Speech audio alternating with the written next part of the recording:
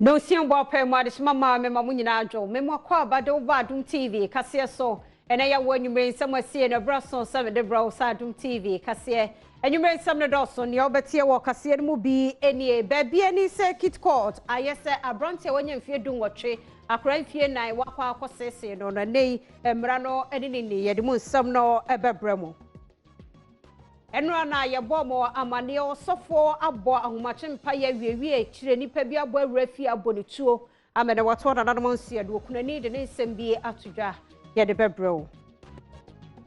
NDC amanyoko no so voter registration exercise course yi womo ehia independent auditor se wobeye hwehwemu afa emu eno ene apomoden adwadie Agokansie obi man so ene gidi ene nwumre mede bro sa Adom TV kase Facebook/Adom TV ye wo like comment na fe o share Go TV ye channel ye 176 DSTV ye 280 nwumre mi amesombo we din afia amankwa tuma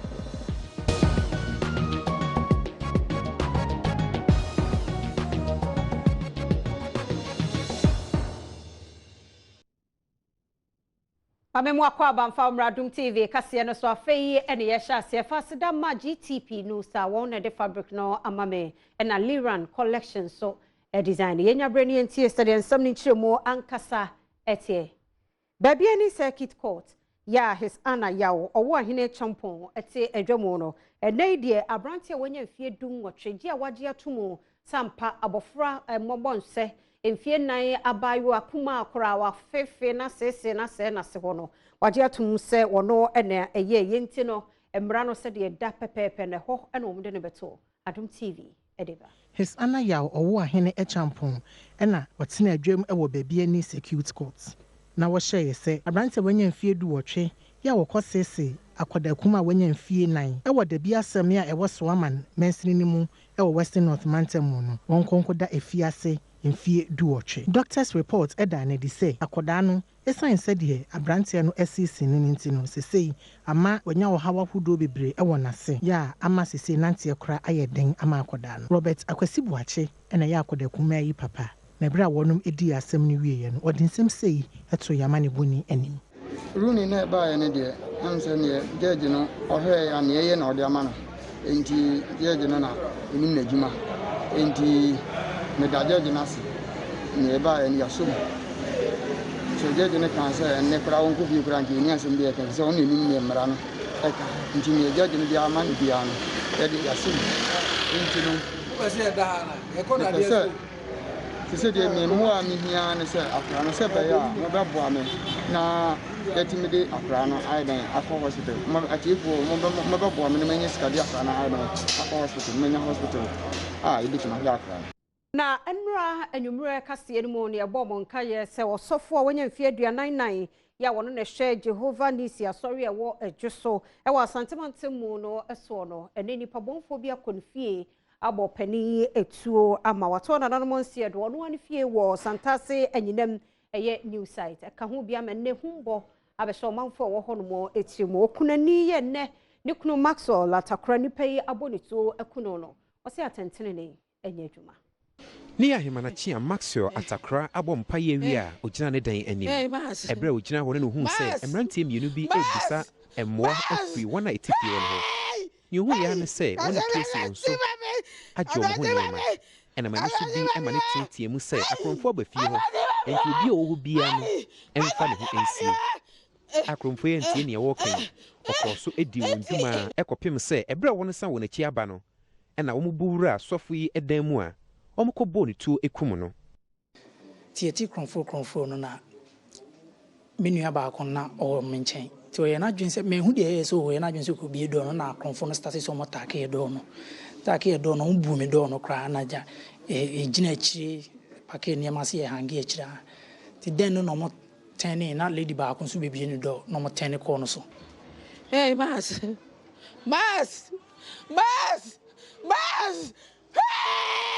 hey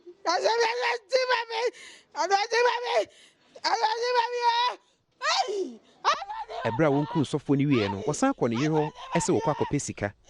nanso no oba no etumi ene ne mamienu edwane ya ogya ne baba ko a no nya na wotwe mienu e wodan mu ho ebra ne yire no efiri abonten eba ese oba behwe ne ba no oba ye no na ni kunu ne de wa frim owura Maxwell Atakra ayire Felicia Atakra kire se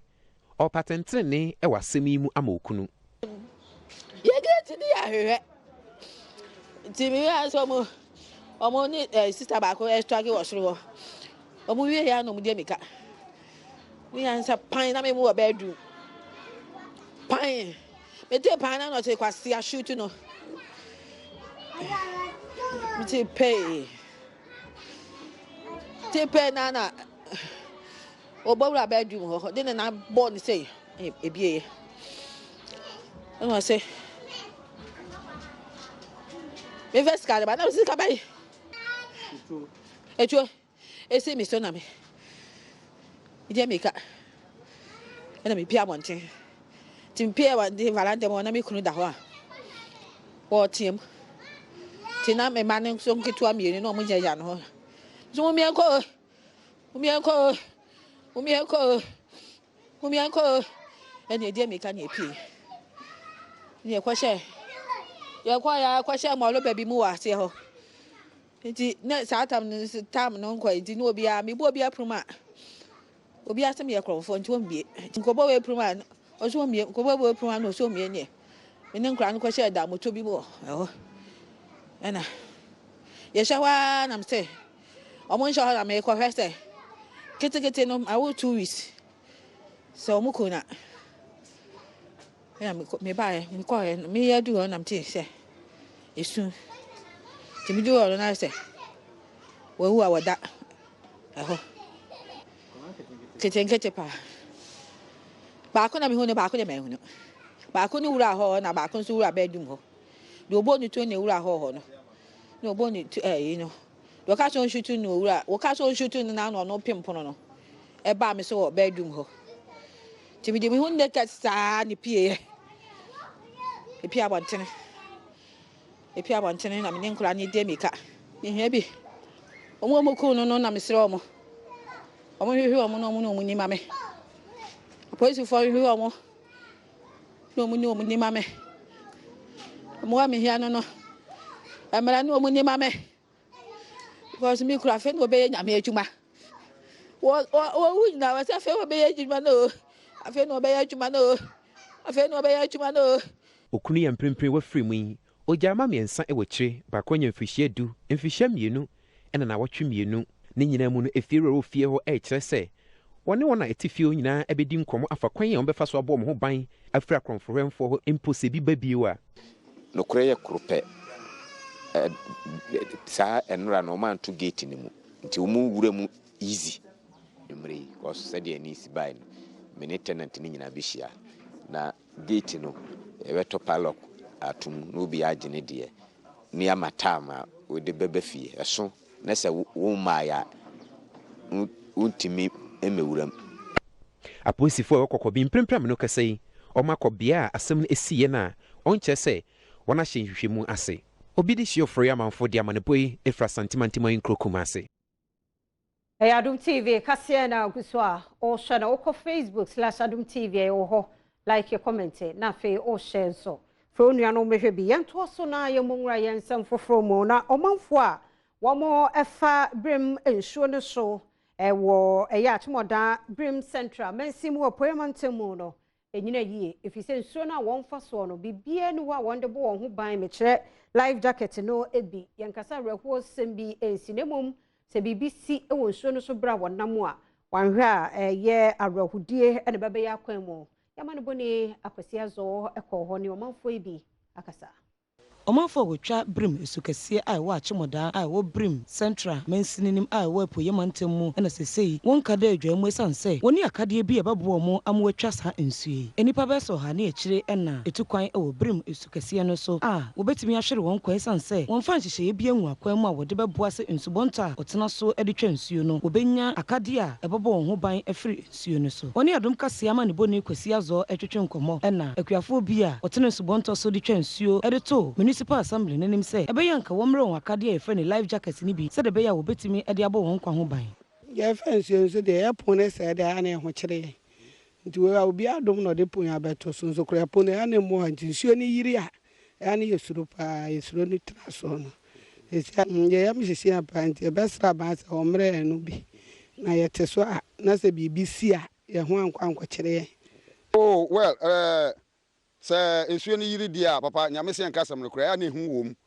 wom nti no de me meka kakra bia ka ho ane se ehu wom o ehu ni mo ni nyina ko wiewie se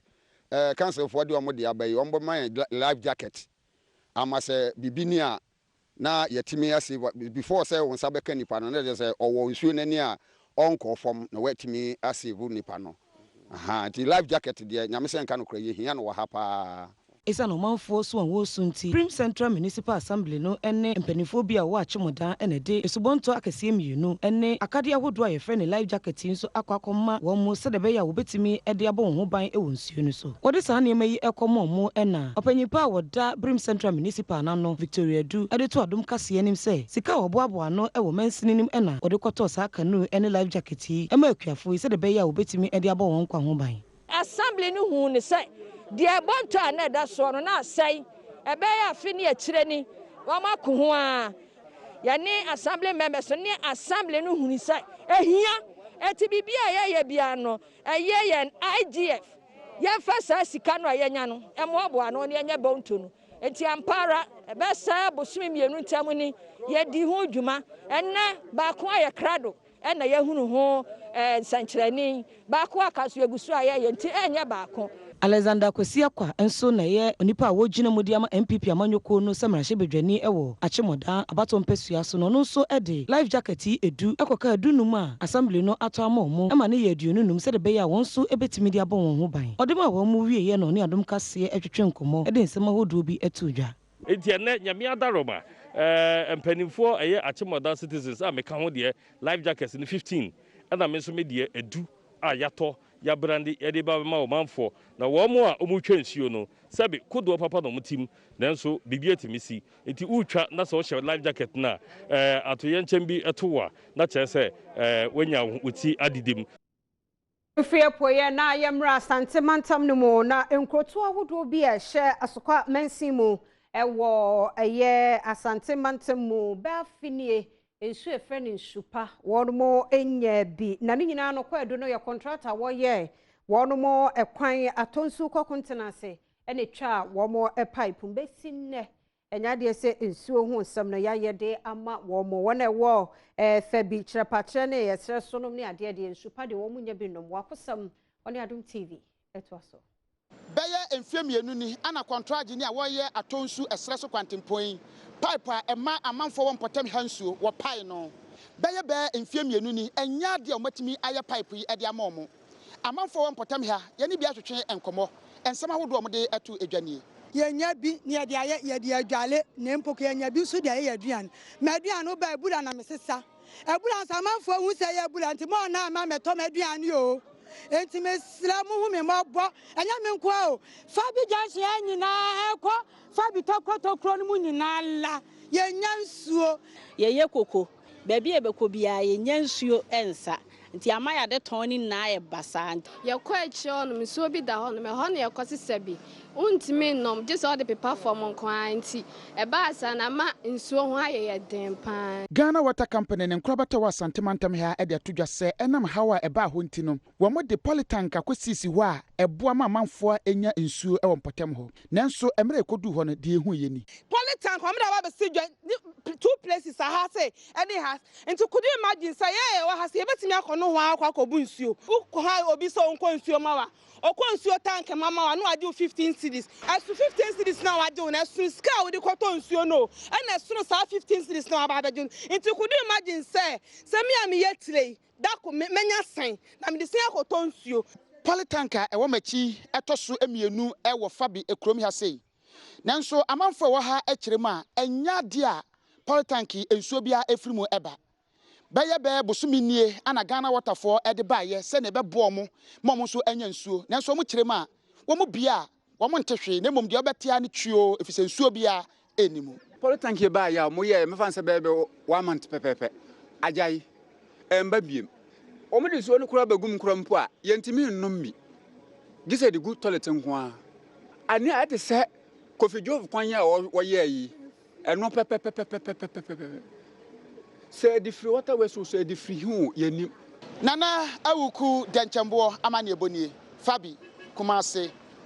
Adom TV kase no yankwaje nkratu ye ba pensam no ne aka chire doso ye beto so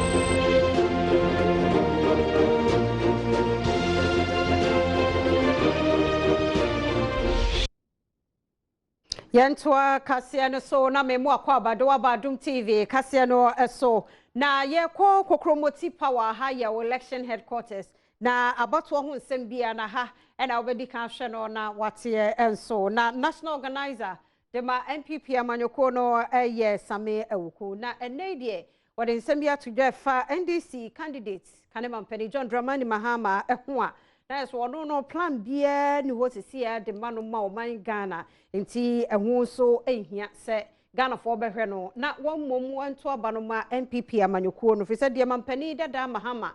pene de eboa wono nko a na mom nya de eye NDC ani so ade hunu ne won hyehye pa bia wo mo wo enen sentwefo nhyiam de ase na asame awukude nsemi etuja do so but he failed.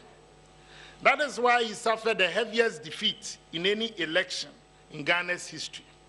because he's the worst leader that we ever had. And Ghanaians have not forgotten. In fact, he gave the worst economic growth since 1990. The facts are there. It is therefore not surprising that former President Jerry John Rawlings, the founder of the NDC, himself,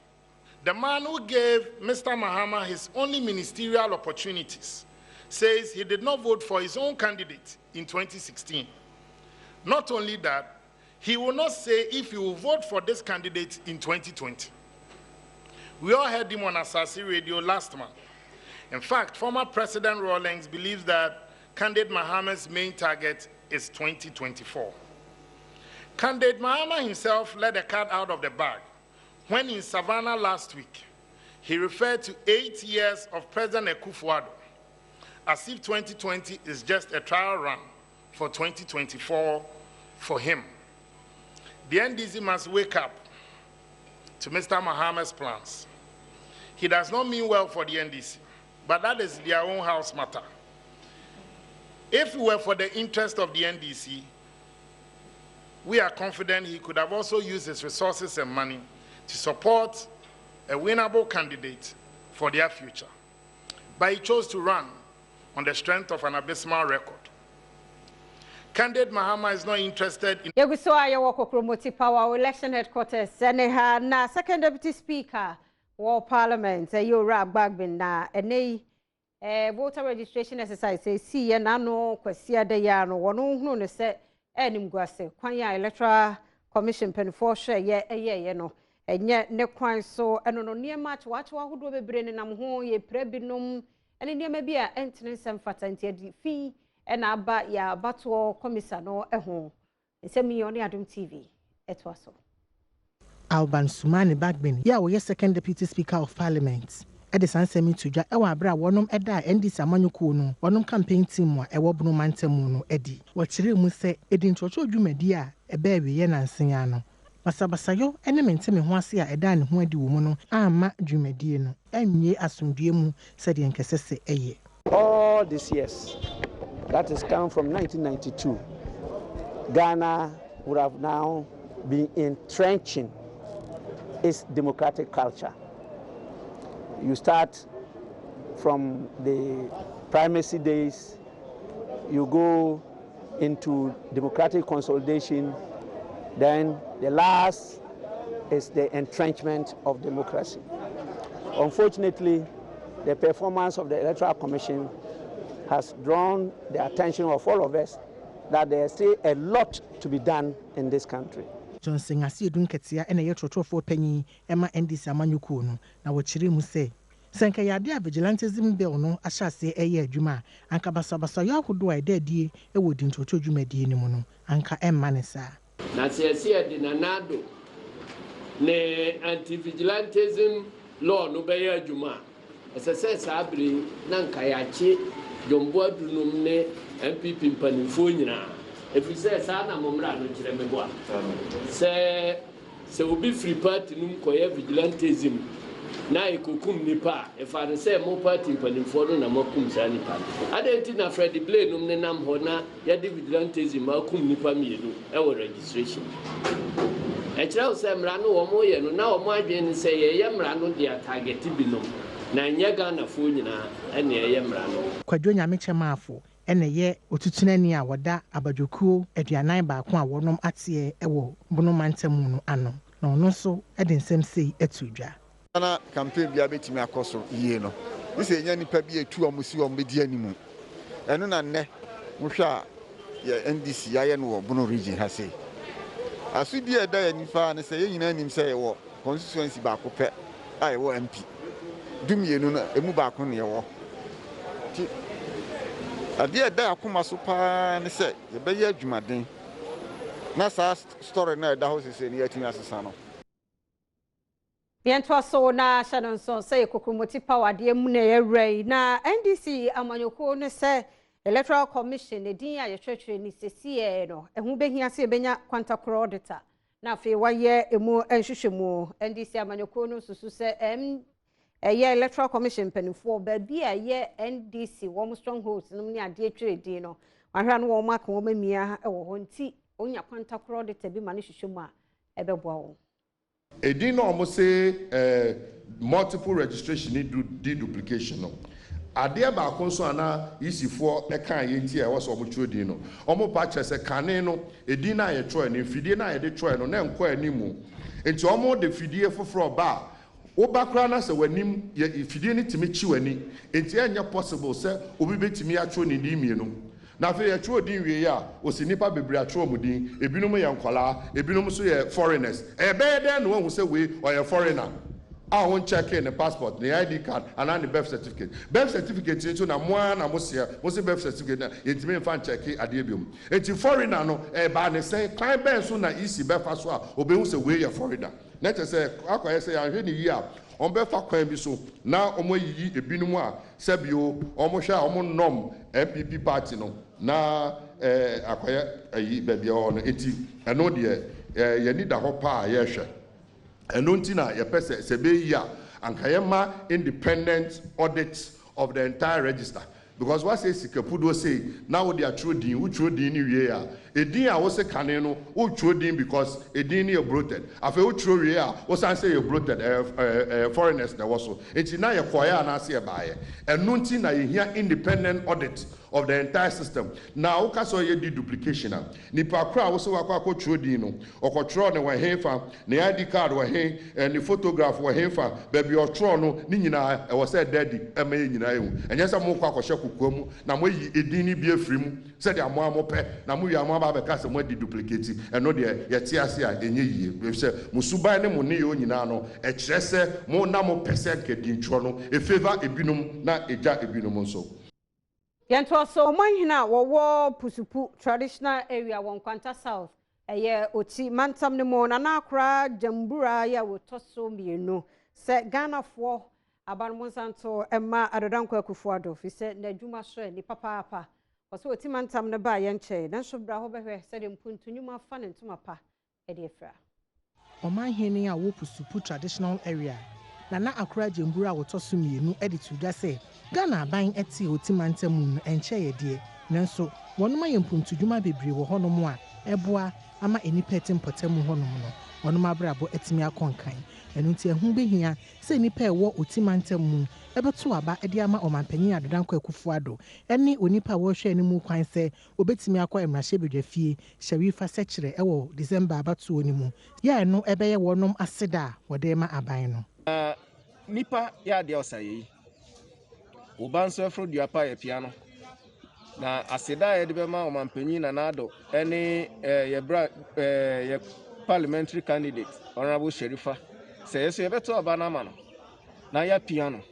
na wakonanim na emfie enan a omanpanyin aye abetwem ya hunu ya waya ma nyina ye di enan na aka no so ebesoso ama no na wato na edwuma pa so. Ebra Osla Owusu Ekufu ene NPP amanyuko ma wonom ewo Enkwanta South Edin Kitanho no wadi tuja se ebe musuo kese se wonom beto aba ede ama NDC amanyuko no ene John Dramani Mahama ama wonom asan be bidi oman no subium na NPP aba ni abeku kwesi wono na bibi abufuo kitwe ni aba ye Ghana fontam na mo yes nche na ya no asan be bio ni abedwiri ni nyine Corona yes, Rama, Sisiadi, your coin. Your coin.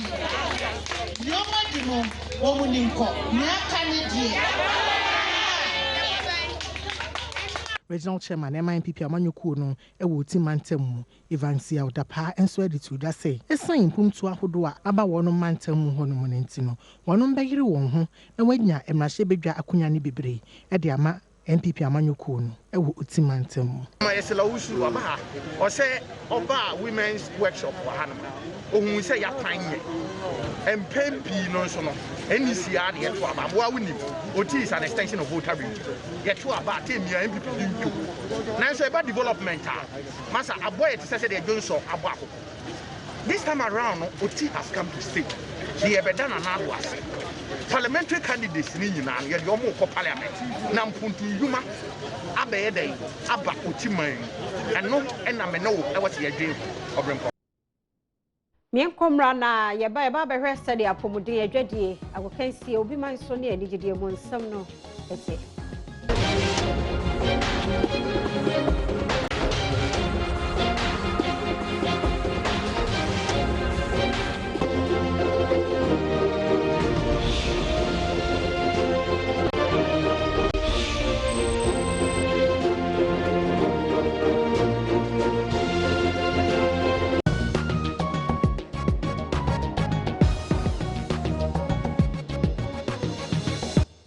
Mame mwakwaba na sepa se oguso chen Adom TV kase de edu so no yenhwe se de apomuden emu nsam no etie na Ghana sesie no ya record 168 new cases eye COVID-19 no ntime kasa omamu yen cases ni nyina som 41572 a enam so nipa enwoche atona nanom siedo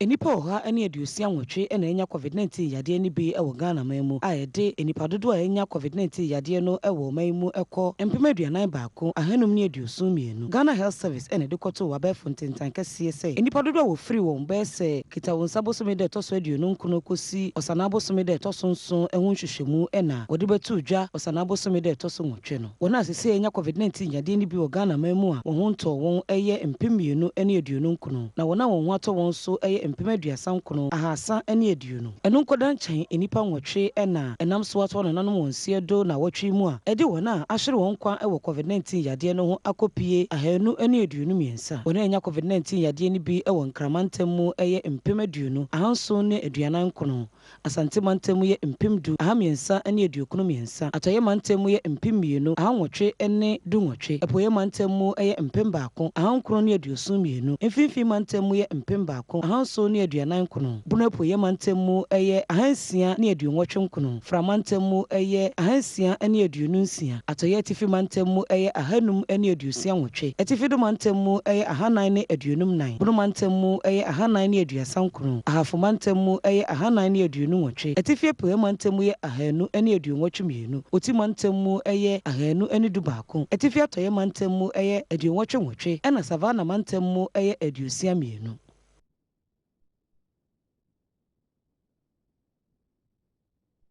Yanhwe said the adwade mu nsam no so etie na Nestle Ghana Limited ya won na de ideal makaba sarelak na fei enuane ahodo no nei won mo ene won consumers ana say yene a ye de won mu nuane no eye adwuma wa kire ye mfasode e wo anopadi die me kire eye breakfast so marketing manager e de makuo no ana adwumakuo no ya Samantha wo fe ono ene de ensemi etuja.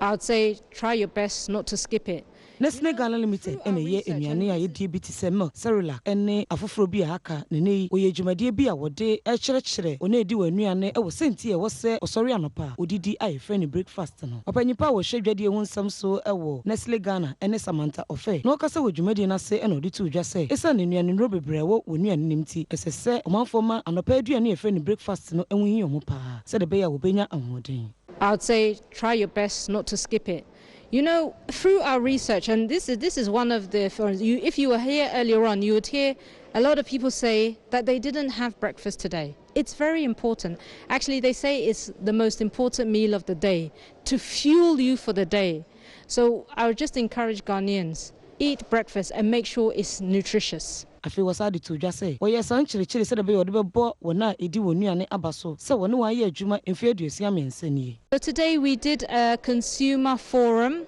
and this is something we've been doing for some years now.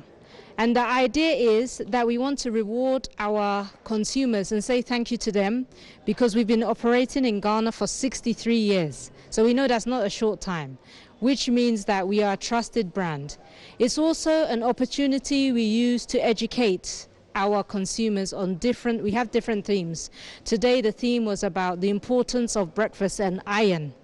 Iron is a challenge that is across Africa and in Ghana as well. And we have a lot of foods that are fortified with iron. In fact, 80% of our Nestle products are fortified with iron. So it was educating the consumer because we know, let's be honest, we are in COVID.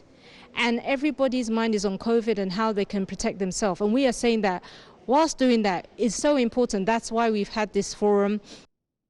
So I was ready more and some na yenuan mu bia do sika ko sika krabia hodo bi na wi akire sika na kamu wonsa enka ye no won atikuo won asama wode to aban anim nyina no se won sika na aka ho no won matimi anye ama won dia abato no onyi won din fim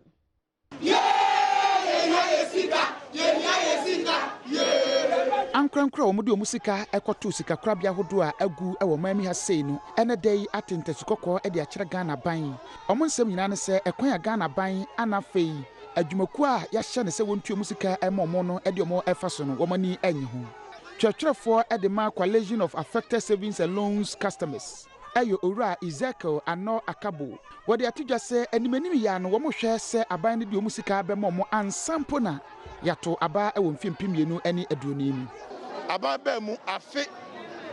empo atwam microfinance April ena ya afe savings and loans afe mu ani August mu se say am no ka say ya bomode asa obi ade ne nkrata ekoye bra receiver ne share yen ya share anima yesika ma ye na ma yetete a yesi yatua 96% and now mampanyi beba o say yatua 98% ba yeso yehwehwemu tese enya no kre ehwehwemu aya ye kwa tese omuntimi ntua ohamu ntitemu edumpo afa de yankote a yesi ye na yenya ntua ye ka no ye na yanfa ye krata aman ntem de du so ne yankomra na fire lady Mavis Amano emfa gudemu nsem entoso de kase boy Mwakwa badiba Agokansie so Mavis Amano fire lady adorable lady nana adodankwa ekufu adonere papa bi on the airwaves enamide ensem no edomo wona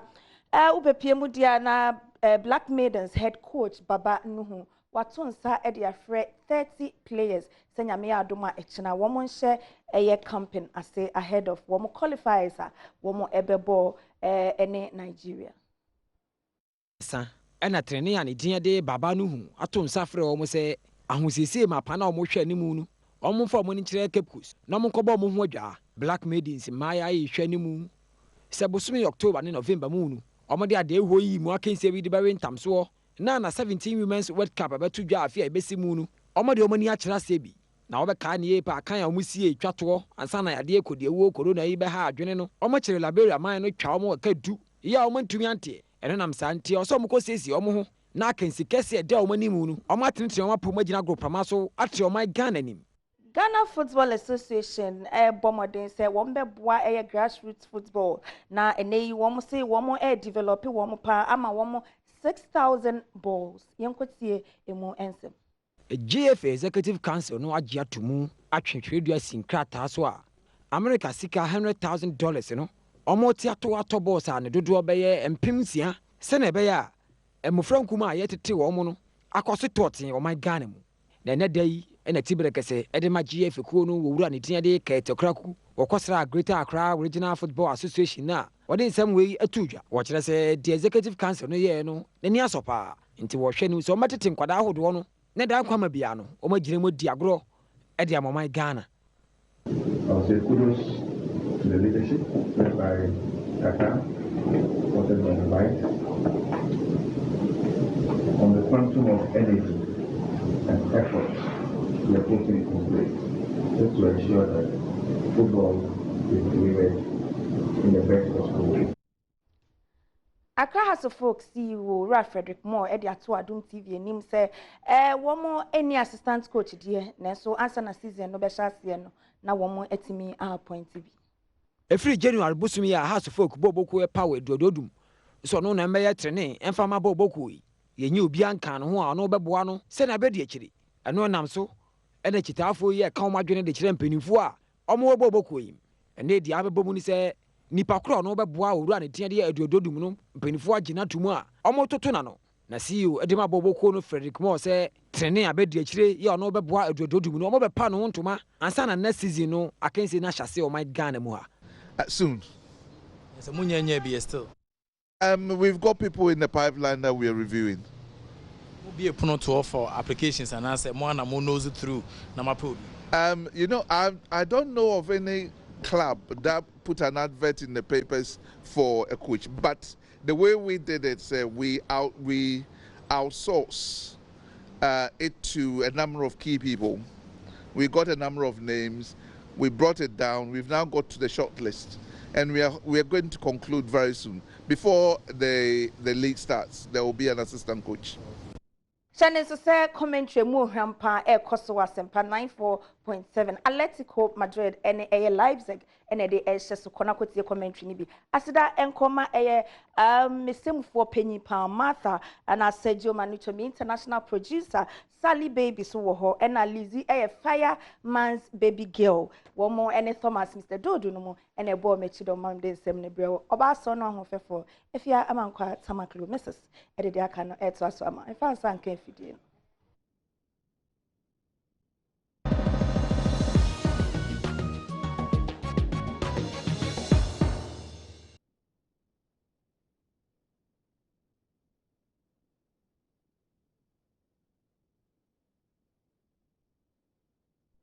Yankwani jide mo ensem na adwumtuni abrantie ba Wharton so a wajeje dodo no adwo metal nedie chief bachelor wie kura ne ho kani papa bi ya ne din de Salasi ene ne womo akoye efie amamra ne amane a yehwe ni mo seda memenda na so wake kan ne nyina asim enne de koso no enda de na so womo wie kura we efie de ntie na adwo metal no onye single bi em yegyina no so na yede anyume kase na si hamidi afia mankwa tamaklo fasa da Martha for ne so for no na Jackson ntiamwo ne on direct ye owurade odu ne Thomas ejina camera no achi na Roberta ne Lizzie eye makeup no so ma ye kwame anum yeda asesale na fe team ne nyina se waprempe ene echa yeda mu nyina asesa mo bo ama anyume kase no eye krabehwe anyume echina ade pachi na ebehia